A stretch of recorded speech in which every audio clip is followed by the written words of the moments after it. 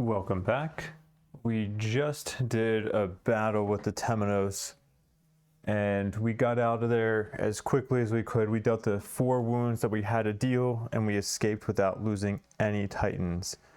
Woohoo! That's huge. So let's see, some things that we have to clean up from the last battle before we get into our little story bits. We are evolving the Pyramidion because we dealt a final wound at the end of the last battle that resolved the final Face Your Fear effect of that we needed to evolve Pyramidion. So I don't know why I didn't grab this before I started the video, but let me grab it really quick. And I will also get our little card booster seat out here. Let's see. Let's go to that view. And here we have Pyrsclypios. And, one thing you might notice that I totally forgot that Pyrsclypios had. This is a 3-handed weapon, so we actually can't even use this yet. So that ended up hurting us a little bit. Hopefully we'll be able to get a Titan soon that can allow us to use 3-handed weapons. But yeah, that's a little bit of an oversight on my part. We might have wanted to have somebody else wound so we could put off this evolution, but hey, all right, we'll have to find another weapon to use in the meantime. So here's a comparison between the old and the new. Let me turn down that exposure just a bit. 35. Yeah, that looks better. Maybe I'm just going to set 35 as a new default. Actually, let's do 40. I feel like 35 would be a little bit too dark as our default. Yeah, 40 is still legible. That's fine. All right, let me save this. Save. Okay. So yeah, Pyrsclypios versus Pyramidion. Well, the benefit of Pyramidion is that we could have used it, but we can't use Pyrsclypios right now. They're both 2 dice to hit. The Pyrsclypios has a +1 precision bonus. It's the same power dice total, so the max you can get is 2 black, 1 red. The Pyrsclypios has an extra power built into it, which is great. But let's see, let's look at the traits here. So the Pyrsclypios has Reach 2, which is an awesome upgrade, and Opening 2. So we upgrade the Pyramidion's Opening 1 to Opening 2. Then Pyrsclypios has the start of battle effect. You may gain the Dread condition card. So instead of having, being required to gain the Dread, we could choose to gain the Dread if we want the opportunity to resolve that Dread quickly and then deal the Face Your Fear effects, which would be getting 2 precision bonus tokens. So that could be nice early on in the fight. There may be a decent amount of fights where we choose to do that, especially if we're going to keep the Morpheus module equipped, since we have that in this cycle. Let's see here. Wound effect. You may change 1 negative precision or evasion token into a positive one, or lose danger equal to the wounded BP's level. Okay. Nice. When you resolve the Face Your Fear effect of a Fear or Dread card, gain +1 additional positive precision token. Okay, so I think that you are usually not getting Pyrsclypios in cycle 1. So it's not, you can, so a little peek into the future here. Cycle 1 cards like this, the Morpheus module that have this brown backing, you can technically use them in future cycles, but there is a huge penalty to using them. So it's rare. It's unlikely that you'd be using the Morpheus module in cycle 2. And Pyrsclypios is when you're generally going to be getting, cycle 2 is when you're generally going to be getting Pyrsclypios. So you're not expected to really be using the Morpheus module with it, but since we're using it in cycle 1, being able to start the battle with Dread, use Morpheus module to ignore that Dread condition, and then be able to get 3 positive precision tokens. That combined with the +1 that already we have on Pyrsclypios, that's a +4 base without any opening tokens in the Kratos pool. That's incredible. Plus we get to leave 2 opening tokens for the next Titan. Yeah, it really is, like, I think on initial read, it doesn't sound like, oh, this is an overall crazy upgrade. I mean, maybe it does, but yeah, when you read into it a little bit more, that it is a pretty significant upgrade overall. But it's a temporary downgrade for us because we cannot equip it. I think evolving weapons work by, like, I mean, it would make sense to me that thematically we should be losing the Pyramidion, so we do not have the Pyramidion available to us. And let's go and put that in our gear as well. Oh, wait a second. Do I have 0 Analyticos modules? Should I not have been using this? Why was this in my either I did not properly track something in Scribe here, or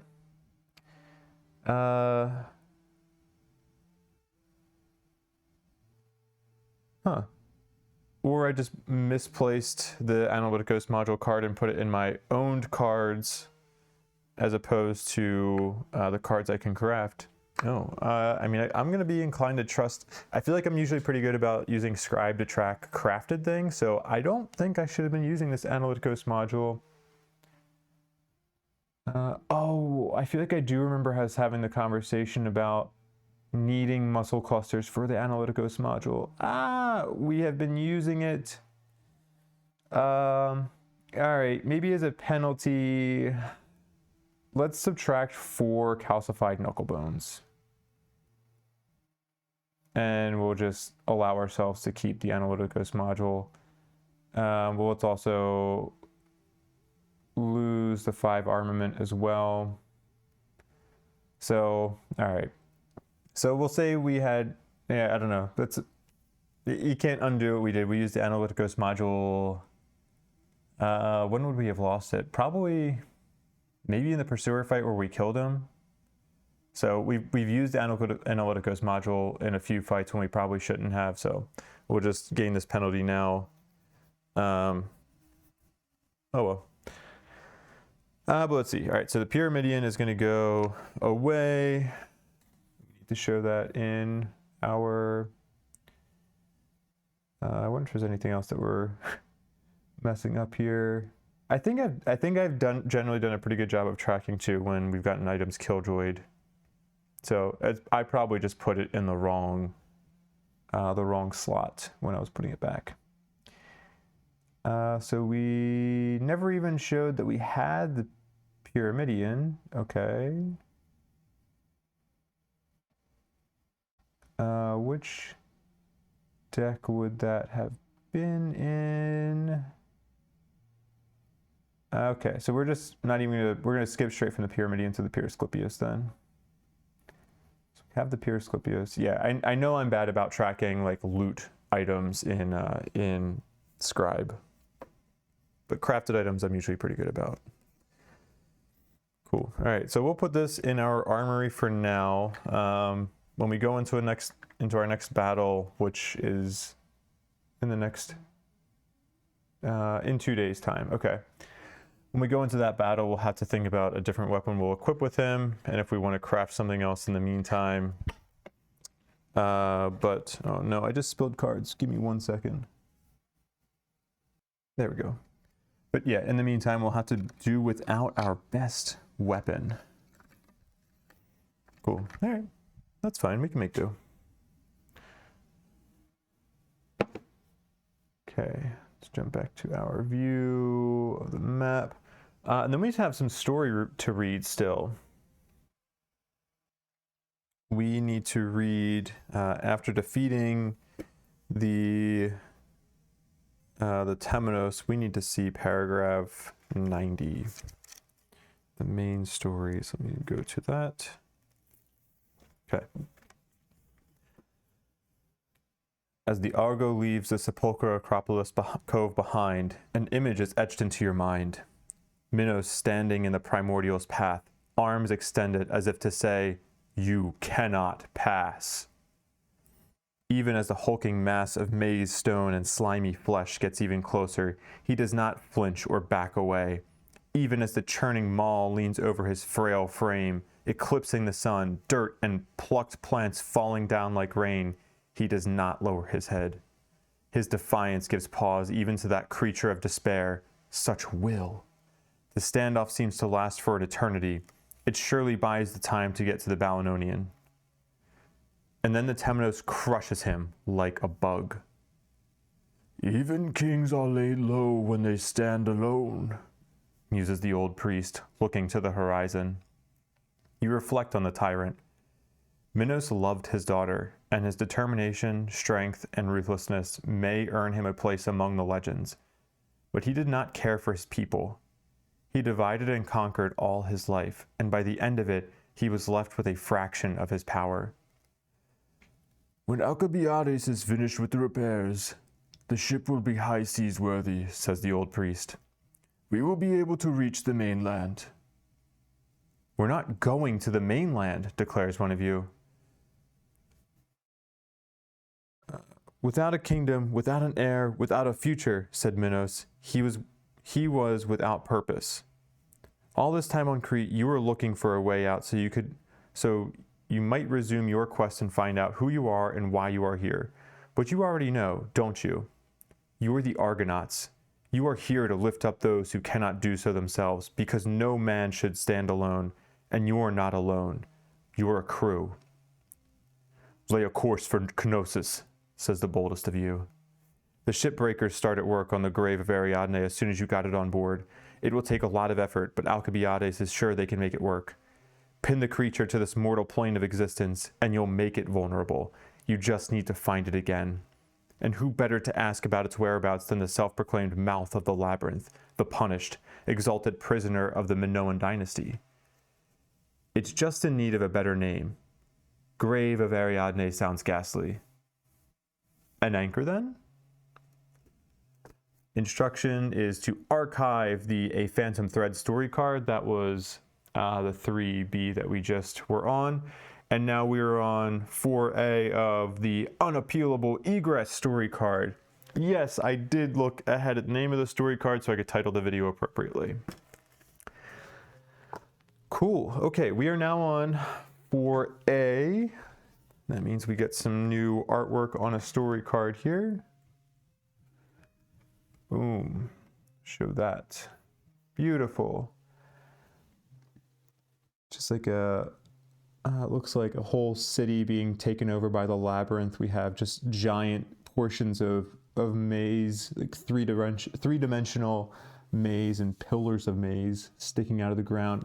Looks like there's a Minoan bowl up here as well. Very cool. Unappealable Egress. There are many things that you still don't understand, but the hour grows late and Crete's twilight is at hand. Soon there will be no way of stopping the reality-bending truth. Minos is gone, and with him, its true line of Minoan rulers seemingly ends. Your contract with the Minoan dynasty cannot be fulfilled. Ironically, the sepulchral Acropolis housed the Daedalus Vault, the very place you've risked your neck for. With the parts found within, Alcibiades mends the Argo. You can finally leave this accursed island behind. Yet you remain. For during your journey, you've learned that mere survival is not enough. This world desperately needs hope and heroes, and you will provide both. This is your purpose. The last academy is creating a machina that will amplify the ontological field surrounding the grave of Ariadne and making the Temenos vulnerable. They call it Ariadne's Anchor. You rush to Knossos to have a word with the self-proclaimed mouth of the Labyrinth, the punished, now a prisoner of the Minoan dynasty, to lure the creature out. When this card is revealed, perform a divine surge. Woohoo! Okay, so we will go to Argo tab. We will do God forms and summonings. We will reset our God forms, and we will reset our summonings. I think that means we go back up to 2 summoning charges, right? No, okay. I did have some of the summoning charge stuff backwards. So I think we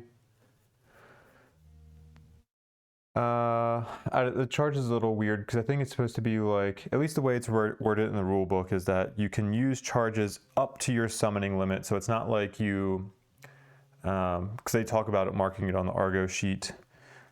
So you would make a mark when you use a charge, and then you also have to mark the nymph that you used. And then when a divine search happens, you would erase all of those marks. Okay. So yeah, I guess when we initially unlocked that technology that allowed us to go up to 2 summoning charges, we did get an additional charge because you can go up to that limit. Yeah, it's not, I think it kind of works a little bit differently than something like the Argo abilities where it's like they have charge tokens and you are subtracting them. It sounds like you are, yeah, I don't know. It's a little, maybe not clearly worded, or maybe I'm just skimming through it too quickly.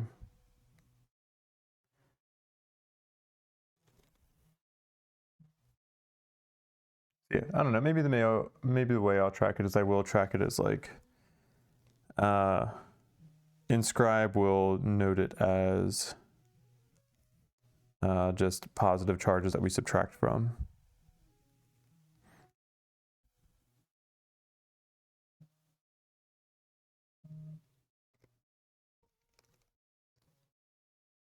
Oh, sorry. Okay, I was reading a little bit on the special summonings and the bonus summoning charges.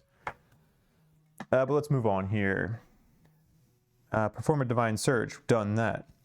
Our objective is to collect progress and reach Kenosis. So Kenosis is down here. I am not showing the right screen. Kenosis is down here. I'll mark it with a little token of some sort. Why not? We'll just put check mark there. Kenosis is where this is probably easier to see on the camera. Yeah, where that red mark is. So we have to get back there.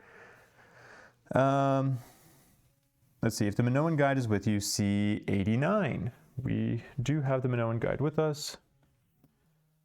And here's 89. You confront the Minoan princess Akakalis in her quarters. She ignores your questions and instead chides you for not saving her father. You failed! The deal is off! My sister will hear of your incompetence. The princess demands a ship and crew to set sail to Kenosis. Ooh, okay, now we have a choice. Option 1. You hesitantly comply with the request. Though you have your suspicions about her legitimacy, you are no kidnappers. This may lead to complications, but maybe it's better to lure a snake into the open. C86.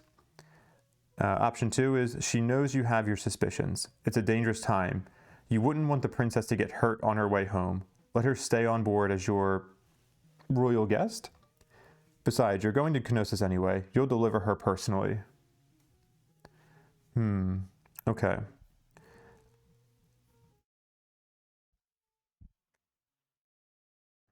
So the second option is going to lead to Minoan's diplomacy -2.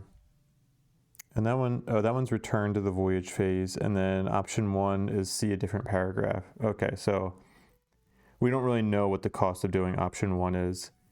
Do we let her go, or do we like force her to stay? I don't know. I mean, I don't want her to go. I'm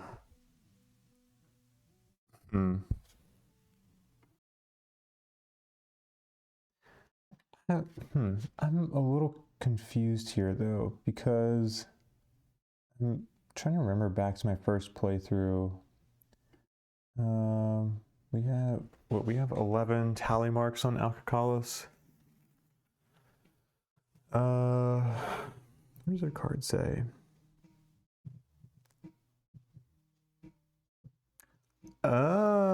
Whoops.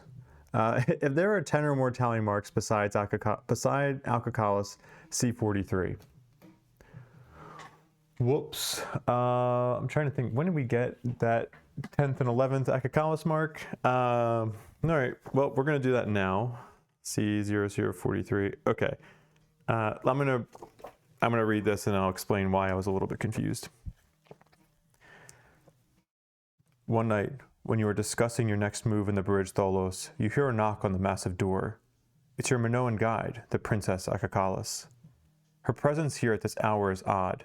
She usually retires to her quarters early in the evening and doesn't come out until the sun is already climbing above the horizon.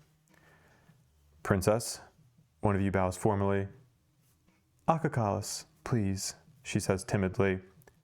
Can I take a moment of your time?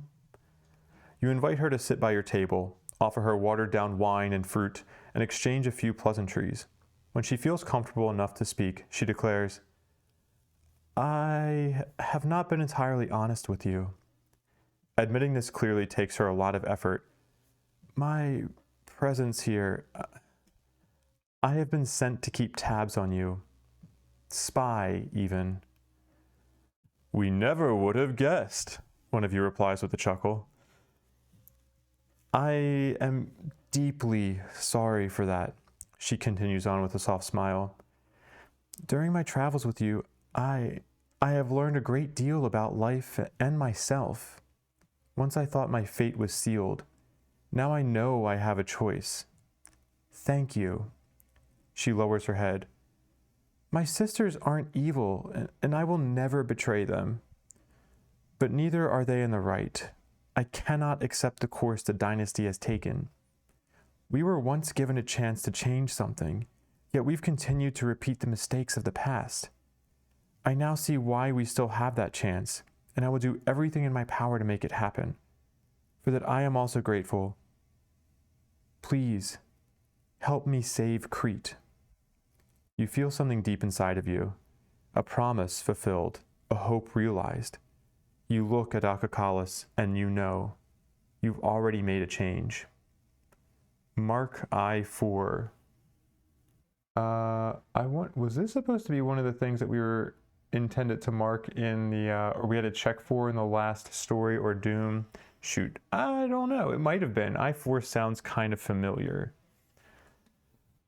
Gained. How do I spell this? How do I spell her name?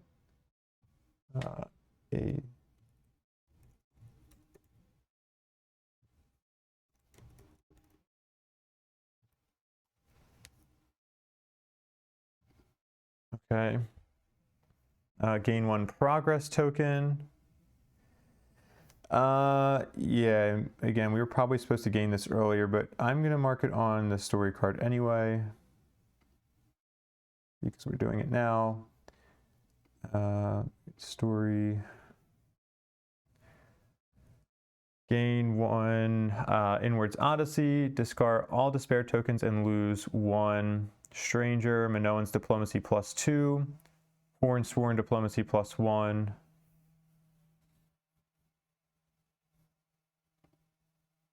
Minoan's Diplomacy +2, Hornsworn Diplomacy +1. Interesting. Wow, okay, that was huge. From this point on, the Minoan guide cannot leave you. Okay. Let me see here, because this actually raises another question that I have. The question I still have is, what happens with her? Yeah, the Minoan guide is with us. So we have to see 89. Yeah, I remember being confused about this in my first playthrough, because I did do the Minoan guide in the first playthrough. I wish I had done the old spinner in this playthrough, but I didn't really know. I was just following the story and went with what I got. Also, can you get the Minoan guide and the old spinner? I'm not sure, because I think there's anyway. But so in this case, I'm not sure, because we're at 10 plus Akakalis marks. I'm not sure if how this affects our choice in 89, because do we let her go?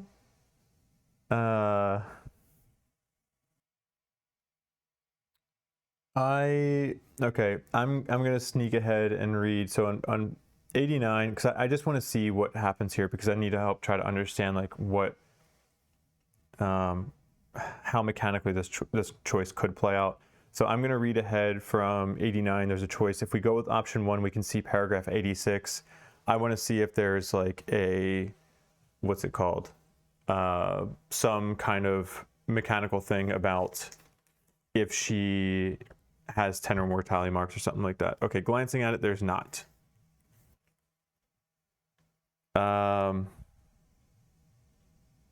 So I guess it's like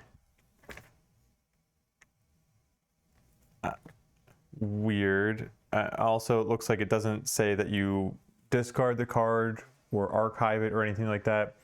So if you let her leave, she doesn't actually leave. What, she just goes to Kenosis and comes back? I'm confused. And this is what made me think about like something being wrong, because I was like, I feel like I remember having this choice, this conflict early on in my first playthrough. And so I was like, wait, why is there not something that's like forcing me to have a conflict in this playthrough right now? And it's because I didn't actually read the Minoan guide thing that we were supposed to. All right. I mean, we already read ahead to 86 anyway. That feels like the kind of like we've earned her trust. She's earned our trust. Like, she's come clean. She's talked about this, about like what her role is on the ship. So we will just go to 86 and resolve it as it literally says to. Not long after the princess leaves, you start to notice a change in the Horn Guard's demeanor towards you. The snake is in the open at last. This is kind of weird to me. I don't know if there was supposed to be, I didn't see any like errata on this, or maybe there is and I just missed it, but let's just play it like this. We'll resolve this. We'll resolve the instructions here mechanically as they're written, which means we're going to lose that 2 diplomacy with the Minoans. We're going to gain 1 diplomacy with the Hornsworn. I don't know. To me, I'm just kind of like, oops, no. I kind of want to play this as like, we just ignore this.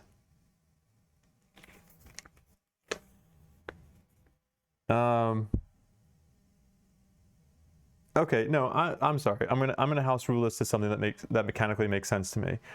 In this, I get that she's upset with the loss of her father. I think that at this point, like, that story from earning 10 tally marks from her is showing that like she has, we've earned her trust, she's earned ours. I'm gonna treat that like once you get to this 10 tally marks, you're not actually supposed to read this, whatever. So we're just gonna skip that. And now it makes more sense to me that she just wants to, she trusts us, she wants to continue on this journey with us. But this whole thing is kind of weird now, because we still don't know what is the actual relationship between Akakalis, Phaedra, Deucalion, Xenodice. Like, these are all 4 people who are supposed to be supposedly children of Minos, but like in that whole story card that we read from 3B and other things have led us to say that Ariadne was the only true daughter of Minos, and I forget his son's name, but he had another son that was like his only true son. So I don't know if these are just kind of like illegitimate children, but they call themselves, they say that they're related to each other too. So I don't know. It does. I think the logical explanation is that these are illegitimate children of Minos. So he's still their father. They just don't maybe have the same mother. And they are trying to like band together and at this point like help Kenosis and all of Crete recover. Anyway, continuing on with this story card. Dog days are over. We're going to remove the dog days card from our exploration deck. Not that it really mattered. I think it's actually in our discard at this point. We haven't even been using we haven't been using this stuff in a while. Check something here. Okay, dog days comes out. We're going to shuffle our Exploration deck here. Oh, shoot, I just shuffled. No, whoops. There were a couple of cards that were removed until the next timeline that I just accidentally shuffled back into this deck. Oh well. Let's put that over here. Put our exploration tile. Oh, we're not going to need the exploration tiles for a while again either. So Dog Days comes out. I'll set that off to the side over here and put that away later. You need to create the Ariadne's anchor and rush back to Knossos. We need to reach Knossos. If the Argo is on the Knossos map tile at, let's see, it's tile 27, and there are 5 or more progress tokens on this card, the anchor is complete during the story step C0104. Warning, point of no return. Okay, so that's gonna, like, if we go to that paragraph, that's gonna basically be the end of the cycle for us. Upgrade the anchor. When there are 12 or more progress tokens on this card, flip it to side 4B. Okay, so we have our like target in mind for how we're gonna end this cycle. So if we wanted to, I mean, we're on the complete opposite side of the map over here. So if we wanted to rush over to back to Knossos, it would take us at minimum 1, 2, 3, 4, 5, 6, 7, 8, 9, 10, 11, 12, 13 days. We are on day 53, so that would put us at day, oh my gosh, math, 66. And we cannot take more than 80 days. We want to take closer to 80, I think, because if I remember correctly, there's a nice reward from getting to 12 progress tokens on this. And I think we just want to take time to like build up the things that we need to fight the pursuer. So we're gonna do that. So maybe if we did a path like 1, 2, 3, I'm trying to think if there's a way we could avoid doom here. We could go like 1, 2, 3, 4, 5, 6, 7, 8, 9, 10, 11, 12, 13, 14, 15, 16, 17, 18, 19, 20, 21, 22, 23, something like that. That would put us at day 76. That will have us initiate, like that would have us moving towards the pursuer though, and I don't like that at all because that's essentially 4 titans that we're immediately going to lose. I just realized my phone screen is on. I need to change my camera setting real quick to turn that phone screen off. There we go. Let's see, what direction do we want to go here? So this day is pretty much over. This has been a long day. So if we did, I'm going to rule out going down because I don't want to move towards the pursuer. The shortest path to an unexplored tile, like we want to get to unexplored tiles because those are the things that would give us adventure hubs, more likely to give us progress tokens, that kind of stuff. The shortest path to an unexplored tile is going to be to this tile, which would be 1, 2, 3, 4, 5. So at most, or at least it'll take us 5 days to get to an unexplored tile. But doing this, we're guaranteeing that we have to go through a doom here, and we're also still getting a little bit closer to the pursuer. We are going to gain a doom if we go up this way, and it's going to take us 1 extra day to what's it called, to get to an unexplored tile, because it's going to 1, 2, 3, 4. Oh wait, no, I'm sorry. 1, 2, 3, 4, 5. That's also 5 days. Okay.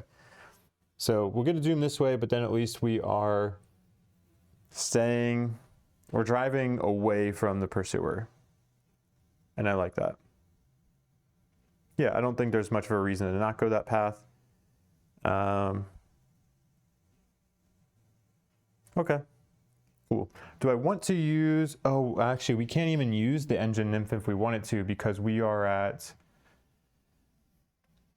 we're at 4 out of 5 hull, and we can be at 3 hull max for the engine nymph, which would give us 1 extra movement. So let's just plan out how, like, roughly what path we might want to travel until we get to Knossos. So like maybe we'll plan on, I want to plan on getting to Knossos around like day 76 or something like that. Something that gives us a little bit of flexibility and time if we need it.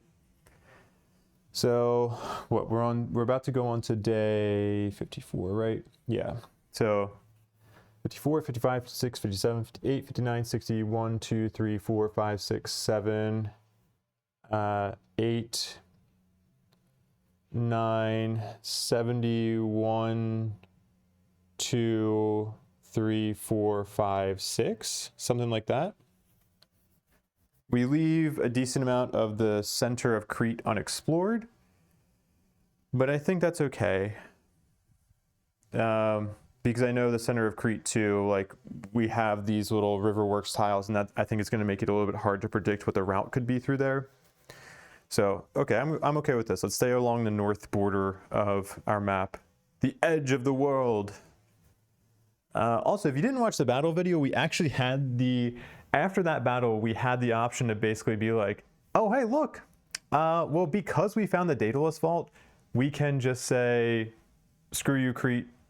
We don't need to worry about this anymore. We're just going to sail off and take care of our own Argonaut business and move on to the next cycle. But we chose not to do that. But it's cool that we thematically got the option to leave because we got what we were looking for anyway. So I like that.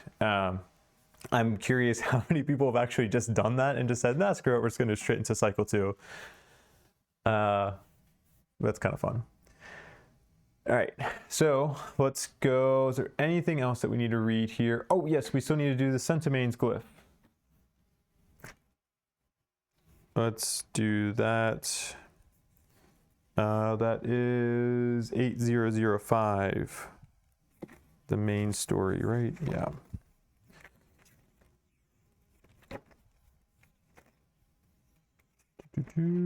Okay.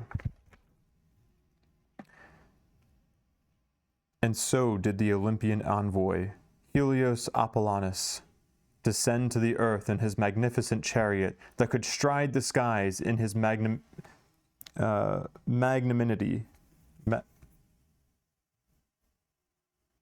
I'm going to restart that because I want to get that word. And so did the Olympian envoy, Helios Apollonus, descend to the earth in his magnificent chariot that could stride the skies, and in his magnanimity, dang it, I didn't get it, magnanimity, he brought many gifts and wonders that could not even the greatest mathematicians of the Centimanes could conceive of. And as the people rejoiced, Helios Apollonus said, "Children of Olympus, faithful Ganganese, forsake the wicked numbers, for they remove you from the grace of gods. Look back to the world of yesterday. Were you not happy? Were you not content? Go back." And for this, we get to refresh 1 awakening or 1 summoning charge and gain 1 summoning charge if you do. If all awakenings and summoning charges are refreshed, gain 1 Sisyphus tier. So we are going to gain 1 Sisyphus tier because we just did a Divine Surge. Nice. And I have a secret code that I need to write down here. Or really, it's just part of a secret code. Okay, so I've tracked that manually. And okay, now we're ready to move on to day 54. Oh my gosh, finally. How many days have we been on day 53? How many videos, I mean? So we are going to do that. We're going to move west. Then, moving west 1. Then we're going to mark our timeline accordingly. Then I've already lost track what we need to do. Okay, we're going to do our exploration cards first, and then we will do the acclamation. So let's see. We're going to do, switch our view. All right, so we have gain 3 armament resources.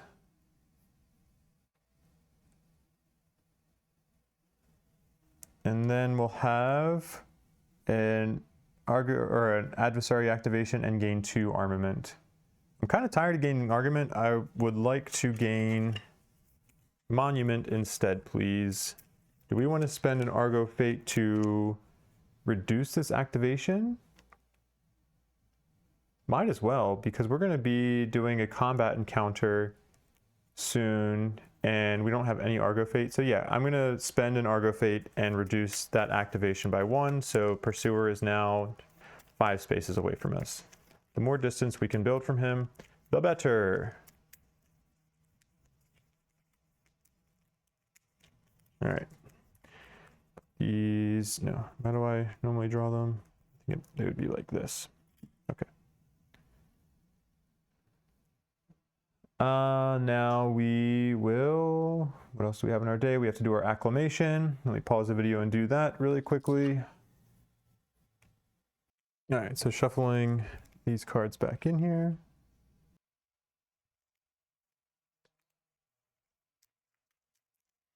And all right, here we go. Oops, just slid that card out there. We did go up, like, so we removed, out of the 5 cards we removed, 2 of them had adversary activation symbols. Out of the cards that we added, 3 of them have adversary activation symbols. So we're slightly more likely to activate the adversary. So just something to be aware of, that we may be gaining Argo Fate to reduce those activations more often. So we did our acclamation. Oh my gosh, I can't talk. Exploration step, done. Expedition step, nothing to do. Encounter step, nothing to do. Story step, nothing to do. Oh, I skipped advancement step. Am I going to craft anything? No, not until maybe we fight the Hecaton. All right, so we're going to move on to the next day. For the next day, we are going to travel west once again. Boom. Timeline step, exploration step. Ooh, all right. That's amazing. Gain 5 monument resources. I do need monument. And then we're going to get a progress token. Cool. And, oh, this is not even removed until the next timeline battle. Okay, cool. And then we have one more, another adversary activation, gain 4 trireme resources. I think we do need more trireme actually. I think we used a lot of it for crafting something. Oh, Maze Rake maybe required some trireme. Then we do not, oh, actually, let me double check. We're on a Hornsworn tile. Should I have gained that progress token? Yes, okay, yeah, because that Akakalis event helped us to get over the 7 into the 8 for our Hornsworn alliance there. Cool. And then we're going to gain another Argo Fate to reduce this activation symbol. Also, apologies, that's our view that we're looking at there. We have to gain an Argo activation symbol, or, oh my gosh, I can't talk. Gain an Argo Fate. Some days I feel like I have my words put together and I'm doing well. And then some days I'm like, I'm just kind of spewing things out just to fill the air. All right, so we did our exploration step there. Both of these are going to get shuffled back into our exploration deck. Do a couple different types of shuffling here. Not going to be anything for the expedition phase, so we're going to end up moving on to the encounter phase. So we're going to end up stopping this video here. This will be a short video, but I think that's okay. And then we will go into a combat for our next video. So we're finally going to get into a fight with the Hecaton, so that will mean that we will have fought all of the primordials in this cycle in this playthrough. That's fun. That's a cool point to have reached there. Yeah, I don't think there's anything else to say to close out, so I will see you in the next video.